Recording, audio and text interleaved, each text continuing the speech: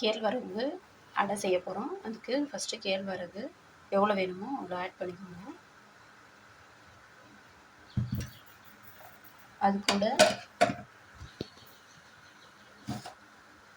நான் முருங்கைக்கீரை அலசி எடுத்து வச்சுருக்கேன். அது ஒரு இப்படி சேர்த்துக்கோங்க.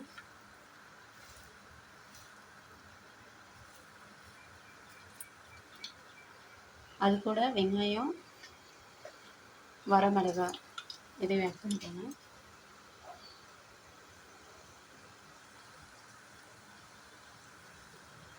தேவையான சால்ட் ஆட் பண்ணிக்கோங்க.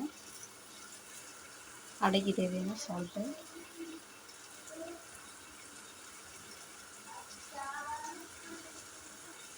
பெருஞ்சீரகம் கொஞ்சம் ஆட் பண்ணிக்கோங்க.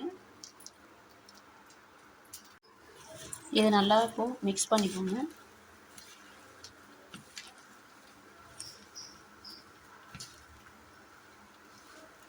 கொஞ்சம் கொஞ்சமாக தண்ணி ஆட் பண்ணி பிசைஞ்சிக்கோங்க. நல்லா மிக்ஸ் பண்ணதுக்கப்புறம் தண்ணி ஆட் பண்ணுங்கள்.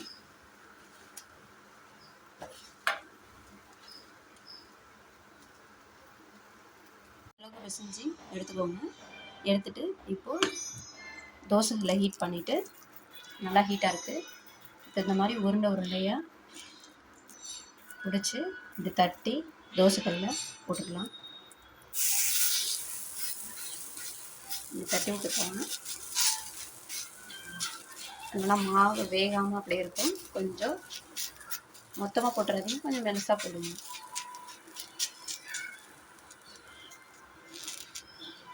இந்த அளவுக்கு போட்டுக்கோங்க.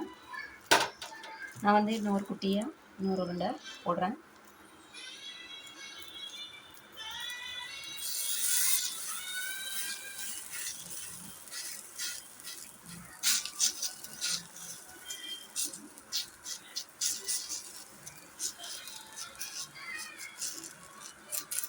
இந்த அளவுக்கு தட்டி விட்டு போட்டுக்கோங்க.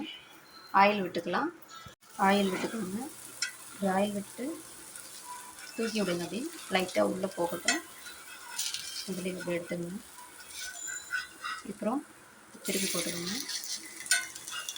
இதையும் திருப்பி போட்டுக்கோங்க. நல்லா வேகட்டும். சிம்லேயே வச்சு வேக வைங்க. சிம்லேயே இருக்கணும். அப்போ தான் நல்லா உள்ளே இருக்க மாவுலாம் வேகும். இது ரெடி ஆயிடுச்சு. இதை பாக்ஸில் வச்சுக்கலாம்.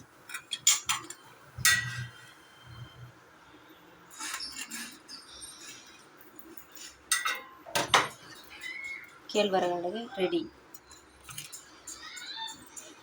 ட்ரை பண்ணுங்கள். ட்ரை பண்ணிட்டு இப்படி இருக்குன்னு சொல்லுங்கள். Please like, share and subscribe my videos. Thank you for watching.